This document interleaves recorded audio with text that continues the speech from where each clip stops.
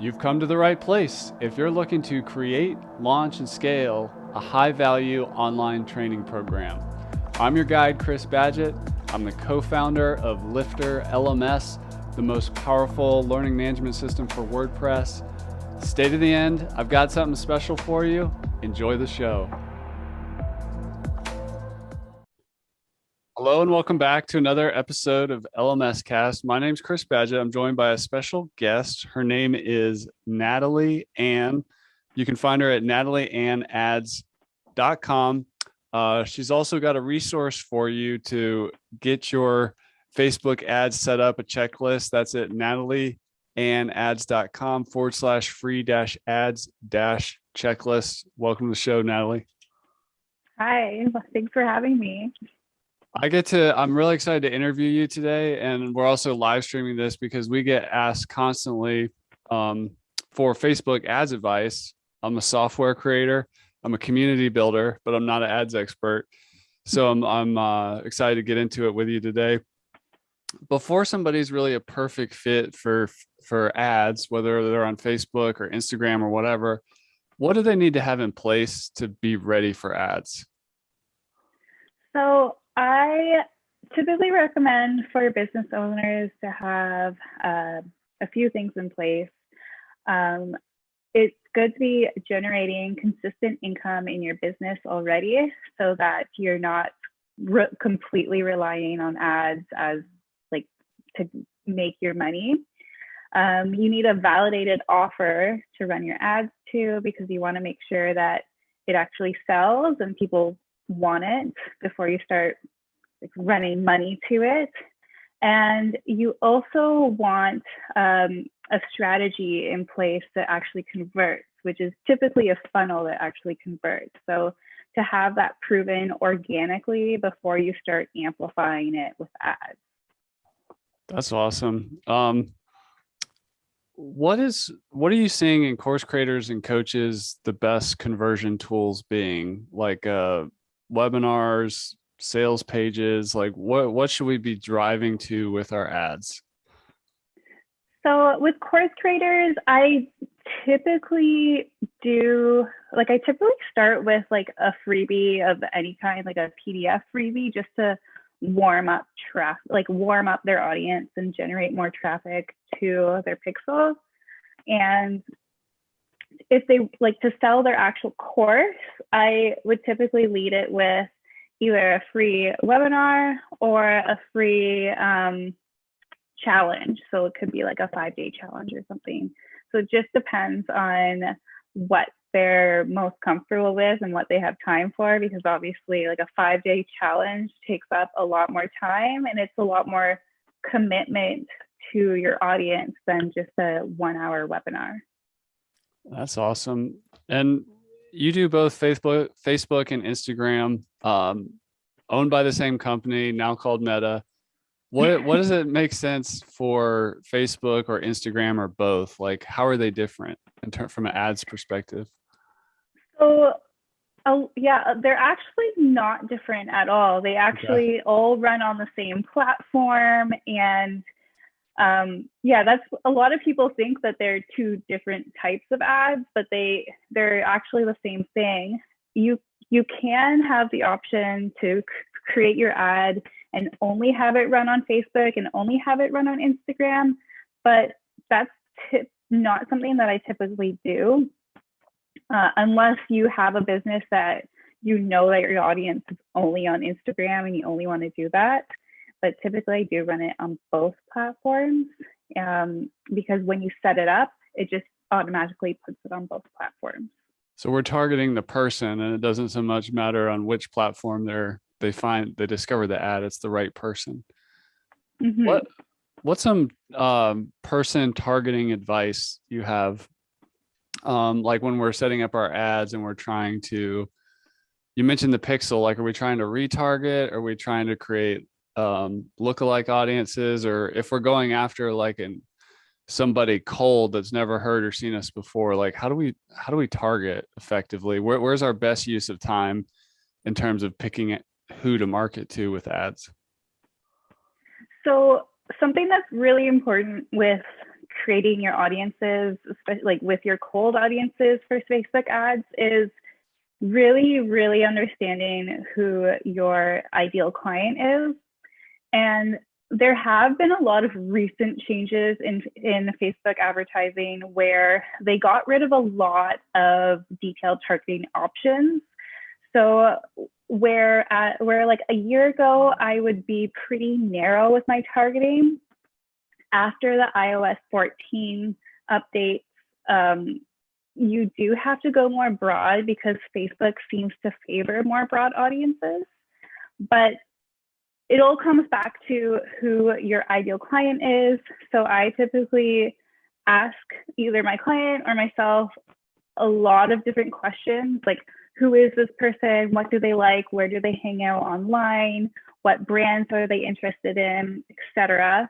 And just write down a whole bunch of interests and then kind of narrow it down from there so that you have this like huge list of interests that you can use, plug it into your platform and see what you can actually use, and just kind of like go through there and test and test and test, because with Facebook ads, it's really all about testing, especially when it comes to your audiences.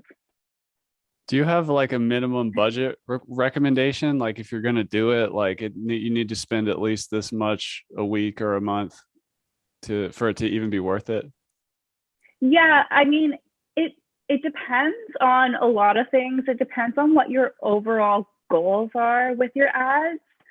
So like, say your goal is to just grow your email list. You could do that for as little as $5 a day, depending what your lead magnet is, right?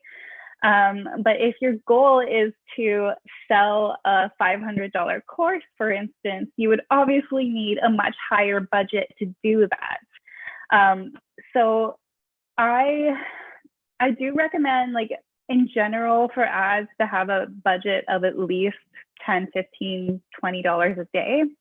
But when it comes to like your overall goals, and if you want to sell a course, I kind of work backwards with the budget. So if your course is $500 and you want to make $10,000 for your launch, then you will need 20 course sales.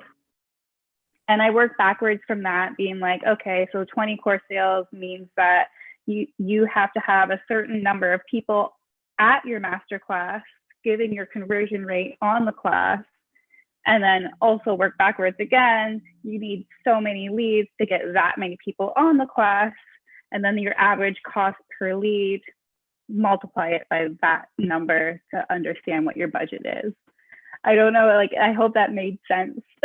No, that did. That's one of the best answers I've ever heard, with like a lot of specificity. I really appreciate that. That does make a lot of sense. So it's kind of like a reverse funnel. That's cool. And you mentioned that like a lower amount for lead gen, like $10 or $15 a day. Tell us more about that style of just driving top of funnel. Yeah. So when it comes to just lead gen, you don't need a massive budget. Again, it also depends on your industry and your niche, because I do find business to business is more expensive than like B2C. So yeah, if you just have a simple lead magnet that's like, for instance, a checklist or a short video or something that doesn't require a huge commitment, then you can get really cheap costs per lead, like really cheap leads, but don't cost too much, because the cost per lead does associate with the commitment that they have to make. So like downloading a PDF isn't a huge commitment compared to spending an hour of their time with you, or like 5 hours if it's a 5-day challenge, for example. Another brilliant insight. I have not heard of that commitment cost, but it makes total sense when you say it that way. What about the ad itself, like video, images, text, a mix? Like what should we do, especially for course creators and coaches who tend to have somewhat of They don't have a problem mostly getting on camera or making stuff or being on stage. But what's the best type of ad to make? So I do like to test a mix of video, images, GIFs, however you pronounce it. I do like to test a whole bunch of different things just to see what works for that specific business. Video does tend to perform better because it grabs people's attention more, or like a GIF that something is moving.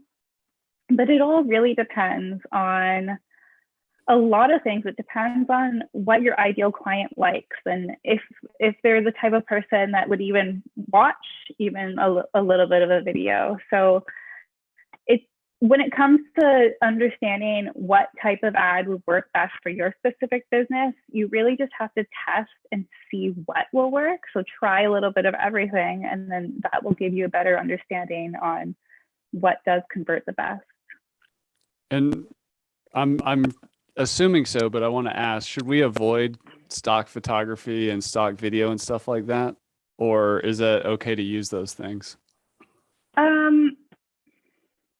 I have seen ads with stock photography perform well, and it really just depends on the context as well. Like, you can take a stock image and like put it into a graphic, for instance, where it has like information on it about your webinar and like a benefit driven headline as well, and maybe just like a little thing that says like free masterclass on there, so that it's kind of like consistent with your landing page, because that's something that's really important too. Like, as long if you have like an image that doesn't relate to the page that they're going to as well, it's going to confuse them, and they might click away being like, is this like a scam or something? Like, because, so you want to make sure that everything is congruent from the ad to the landing page to whatever the next step is, and the next step is. Wow. And you mentioned a challenge funnel of some kind. Is that, in your experience, are those better to be free or kind of low cost entry level product? Do you have any opinion there or experience? Like a 5-day challenge, should we be selling that? Yeah, from my experience, I've only done free challenges where, like, obviously on the last day, at the end of the last day, they sell their course. When it comes to paid challenges, I don't have experience with them, but they are a lot more difficult because you're asking, it's a huge ask to not only be paid, but to get the time commitment and then be selling something on the back end as well. So yeah, I would typically do a free challenge rather than have it even a little bit paid. That's cool. That's awesome. Any copywriting tips just in terms of like title or headlines to get attention or to encourage click through? What have you found?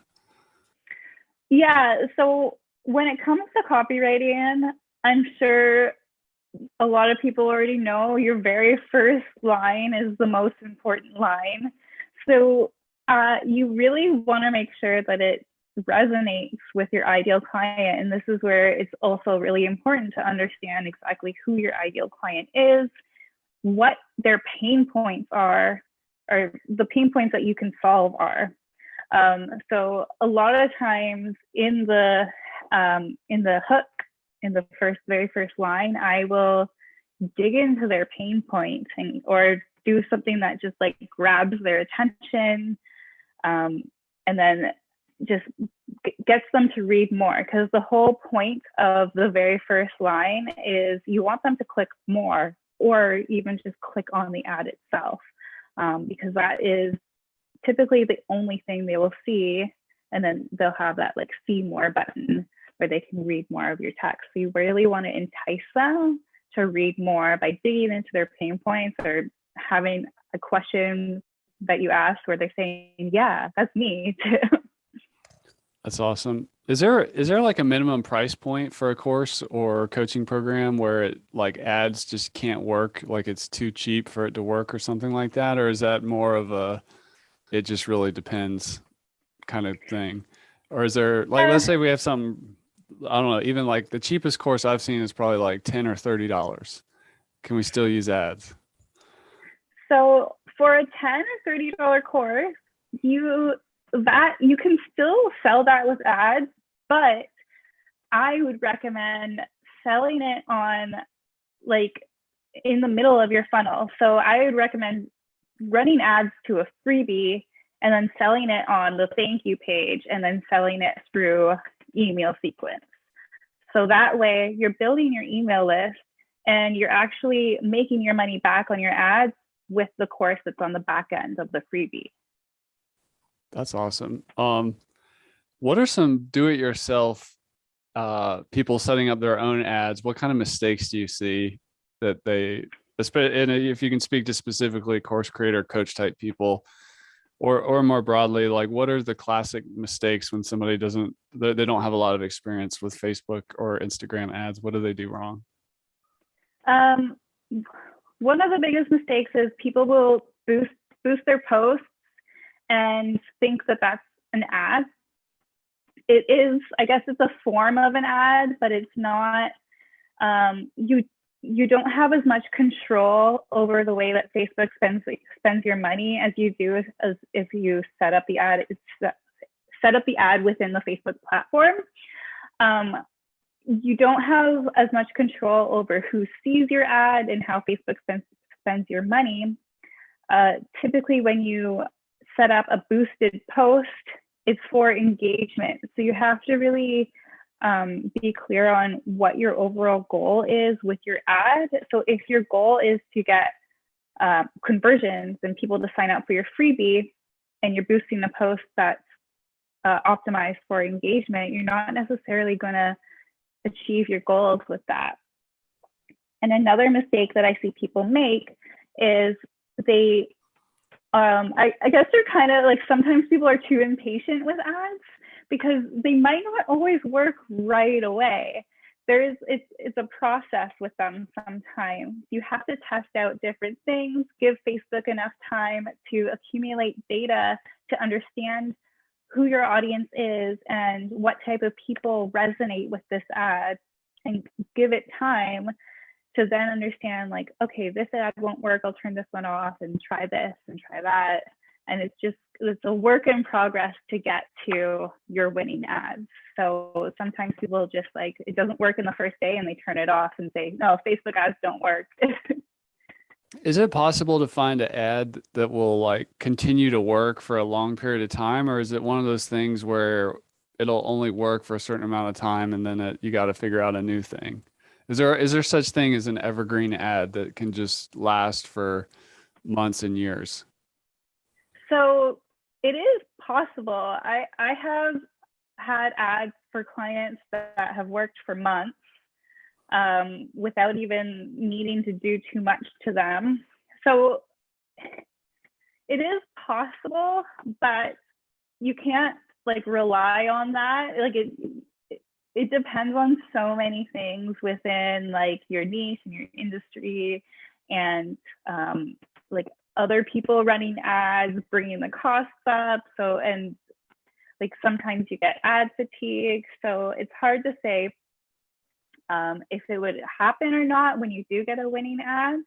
But sometimes you do get an ad where it can run for months without you even having to touch it. And sometimes something happens, sometimes something doesn't. And with all these updates that Facebook runs out, sometimes that can affect ads that are currently running. So I hope that answered the question.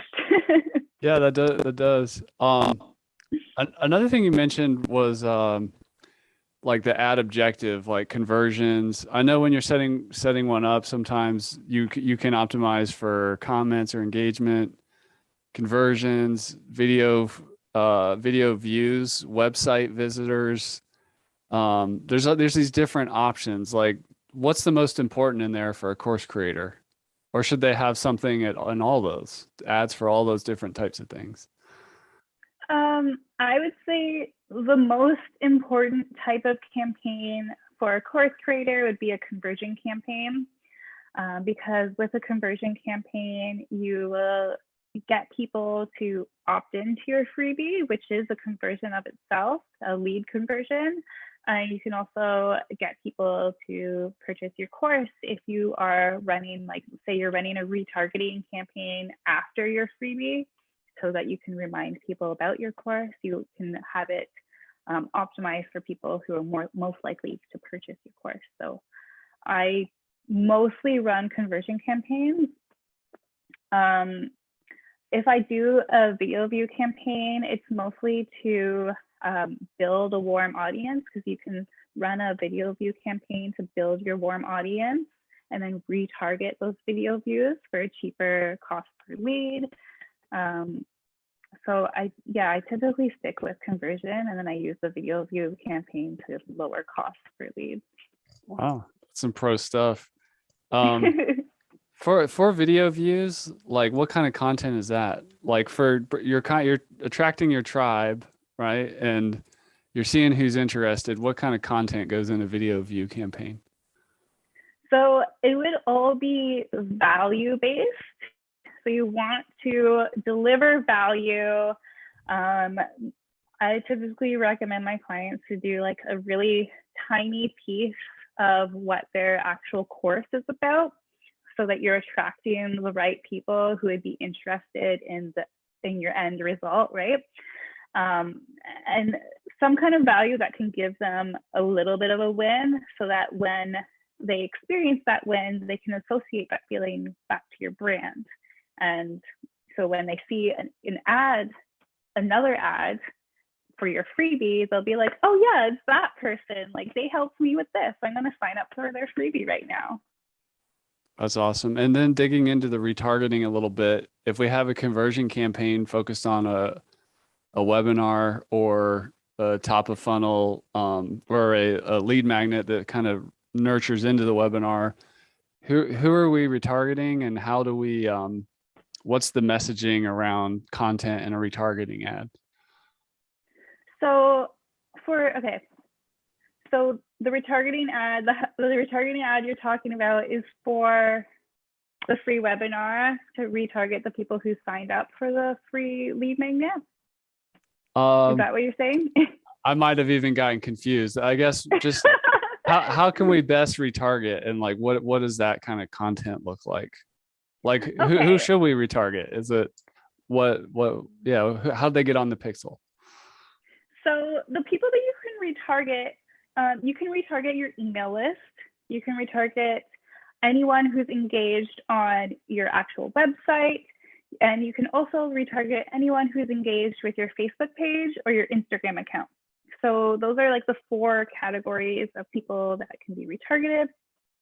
And I typically kind of have an audience where I throw them in there with like any freebie as well, because those are people who, like, they'll give you some social proof and they would be interested in your freebie as well.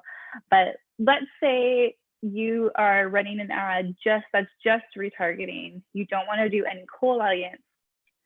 That would be when you're running like a open close cart for your course after your webinar. So you will have like your open cart for like 5 days, where there's like that 5-day gap where they can sign up for your course. And you want to talk to them like they already know who you are, right? Like, hey, here's a reminder. You have 5 days to sign up for this course. Close cart is on so-and-so day, and just really kind of reminds them of things that they learned from the webinar. And, you know, like, there is a different way of talking to your warm audience than top of funnel audience. And you want to keep that in mind when you're writing your copy, that like top of funnel is like grabbing their attention, enticing them, just really attraction. That's the attraction part of it. And then near the bottom of the funnel, you want to focus on the converting stage and leading to that sale. That's awesome. Tons of pro tips today. I was noticing on your website, natalieanneads.com. You have a couple different services. One is Facebook and Instagram ads management, and the other is Facebook and Instagram ad account setup. So what goes on in the setup? So the account setup it's for people who they want to run their own ads, but they don't understand all of the technicalities with when it comes to setting up the actual ad account, because there is a lot that goes into it. And I introduced this package when the iOS 14 update was released, because you had to do so many extra things to make sure that your account was ready to go to start running your ads. So you have to like set up your pixel, verify your domain, set up your events, prioritize your aggregated events. And yeah, there's a few other things that goes into it, but it's essentially me doing all the tech setup for anyone who doesn't understand the tech. And then how would you describe the ads management service? So my ads management service is a completely done for you package. I do everything with regards to setting up your Facebook and Instagram ads. The most basic thing that I ask from you is like, I do an in-depth targeting questionnaire, so I really get to understand who their ideal client is, and ask for some pictures, and so that I can create some graphics. So I do everything. I create the copy, graphics, set up the ads, and I run them and optimize them continuously and send weekly reports with that. Nice. And who is like your ideal customer? I know you work with course creators and coaches, but what makes a really good fit for you? So my ideal client is someone who has a course. They've validated their course, they've sold it before, and they have a webinar that they've tested organically, and it has a good conversion rate that they say, okay, this is great. I can sell this organically, but I feel like I'm kind of running out of organic reach, right? So they're at a point where they're kind of burning out with organic marketing, and they want to amplify their course sales with Facebook ads and create more of a passive income with that. That's awesome. Any pro tips on what you've seen with the webinar that's working? Like you mentioned like having an offer that works and a webinar that's working. What do you see in the effective webinars out there? So with effective webinars, I think it's all about really connecting with your ideal client and like getting them to understand who you are as well, because they could buy from so many other people. They really want to like connect with you as a coach. So like letting them know your story, being relatable, and also delivering enough value to them where they felt like they learned so much that it's like, wow, there must be so much in this course that is like I will get like so many wins from. So it's all about really delivering good value in your webinar, and so that's not just all fluff, because a lot of webinars are just like fluff and it's really just leading to the sale. But people like they know that there's something to sell at the end, but they're still there to learn something. Like they want to be able to like come out of the webinar, like they spent an hour with you, they want to be able to leave with something valuable. So I think that's a really important aspect. And then also having like fast action bonuses so that people have more incentive to buy right then and there. And that's also why I find that webinars that have like a specific time where the cart is open and cart's closed, like tend to perform better than if the webinar is just, or if the course is just evergreen where it's always open. So people have more, like there's more urgency. How about what you're seeing in effective lead magnets? Like what, if an ad is working well and you're getting leads through ads, what does that offer look like? What types of lead magnets tend to work these days? Oh, it's hard to say because there's so many different types of lead magnets. And again, like I think like I mentioned before, it really just comes down to offering something that will resonate with your ideal clients is typically a small piece of what your end offer is. And I think one really important thing with a lead magnet is to have, like, understand that it's the top of the funnel and to have that email sequence and that nurturing that comes afterwards. Because I've seen some people, they have a lead magnet and they're growing their email list, but then that's afterwards, they're not doing anything with their email list. So it's important to, nurture your email list because they're there for a reason.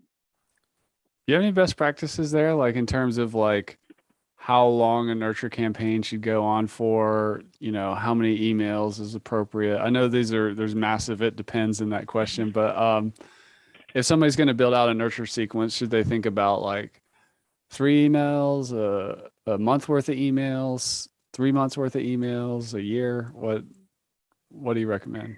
So when it comes to like the nurture sequence that's attached to a freebie, I typically do like 5 to 7 emails that are like automated, and then obviously you'll have like your other emails that you send out periodically. Like I do a weekly email because I don't like too many emails in my inbox, so that's why I do weekly email rather than like a daily email.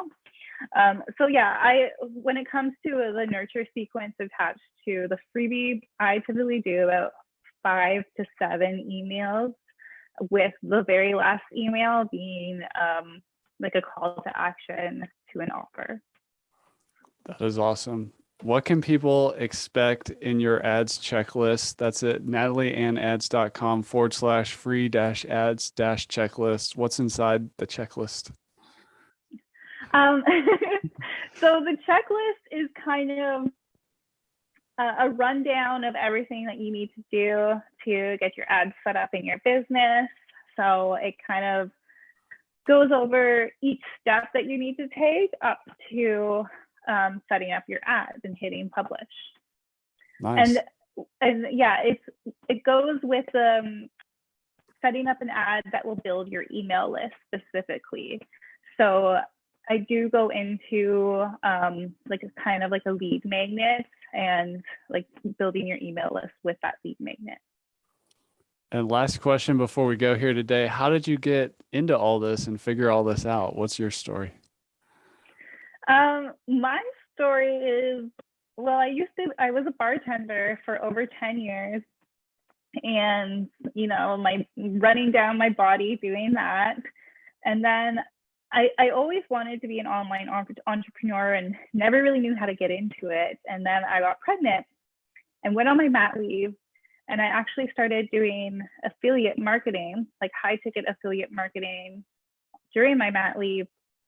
And that's when I started learning about Facebook ads and learning how to do them. And I found that I was spending more time learning about Facebook ads and buying courses, learning about this, like how to optimize my campaigns to get the best results, et cetera, that I was like, oh my God, like I'm more passionate about running ads than I am on any other aspect of my own business. So I decided to pivot and create my own business where I run ads for coaches and course creators. I reached out to a mentor who is really good at running ads for coaches and course creators, and she mentored me one-to-one, and I took a bunch of more, like so many other courses. And that's kind of how I got into it. I just, I started doing it and realized like I really have a passion for this, and I just wanted, and I understood that a lot of people don't understand this because it is a huge learning curve. So I wanted to be able to help people with these ads because it is a way that you can like really amplify sales in your business if you do them right. That's awesome. I love hearing the story of when somebody finds a passion, enters a new chapter. That's awesome. How can the good people find you, Natalie? What you're on Instagram, you've got your website. What can people do to connect? Yeah, I mean, you can connect with me on Instagram. My Instagram, as you said, is natalieanneads. And then there's also my website, natalieanneads.com. You can follow me, send me a DM, send me an email. I'm always happy to connect with new people. Awesome. Well, thank you for coming on the show and sharing so much of your Facebook and Instagram ads wisdom with us. You added a ton of value. We really appreciate it. Thank you. Thanks for having me. And that's a wrap for this episode of LMS Cast. Did you enjoy that episode? Tell your friends and be sure to subscribe so you don't miss the next episode. And I've got a gift for you over at LifterLMS.com/gift. Go to LifterLMS.com/gift. Keep learning, keep taking action, and I'll see you in the next episode.